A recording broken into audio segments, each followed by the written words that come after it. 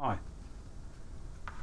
Well, here we go. This is a little short video on how to fit one of these.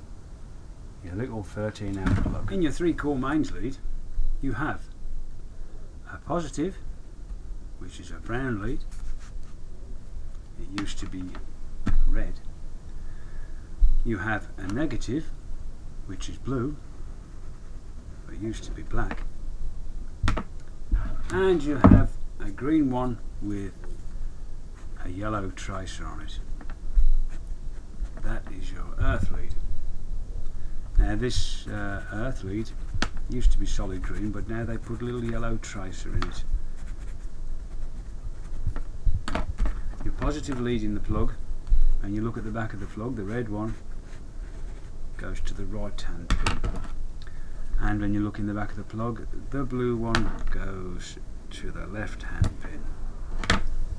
And these 3 leads are of course sheathed in a PVC covering.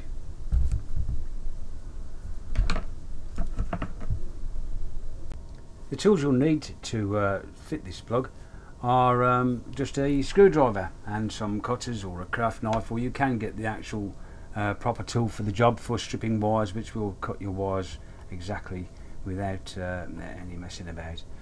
But I myself prefer to use a craftwork knife. So we just take our plug apart now and we have a look inside. This is a 3-core lead. It's going to an 800 watt appliance. It's a toaster. Anything that draws or has an energy output of over 700 watts has a 13 amp fuse fitted. This is the fuse here. And anything under 700 watts has a 3 amp fuse fitted. As you can see, the blue lead goes to the left pin,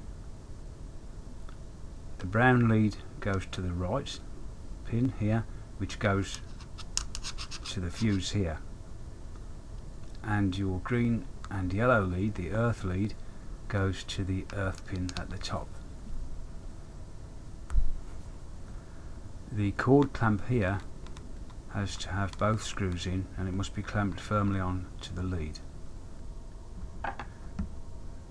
When you cut back the insulation on each of these leads, make sure that the insulation goes right up to where it goes under the clamp, but not under the clamp itself. Just the copper strands are underneath each clamp screw, so there are no copper wires exposed. Also be sure that the sheathing on the flex comes right up and underneath the clamp.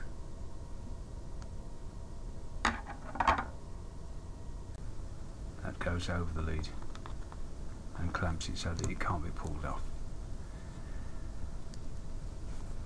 The plug itself has to have these insulators on those 2 pins there, your positive and negative pin.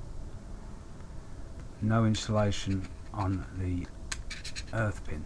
If it's got insulation on the earth pin, then it's a substandard plug and you shouldn't be using it, because these have been found to insulate the earth pin from the earth socket, and therefore you've got no earth lead on it, which makes the appliance dangerous if a fault should develop. So there we have it. There's your 3 connections: the blue negative, the brown's positive to the right, and your earth connection. Keep this lead a little bit longer so that should the lead get yanked, the earth will stay connected. If you keep that too short and this gets yanked, the earth lead could come out and you won't have any earth on the appliance, and therefore if you developed a fault it would be dangerous. Besides which, it could even work its way and touch either the positive or the negative, and anything can happen then. So there we are. All you've got to do then is reassemble your plug and make sure that your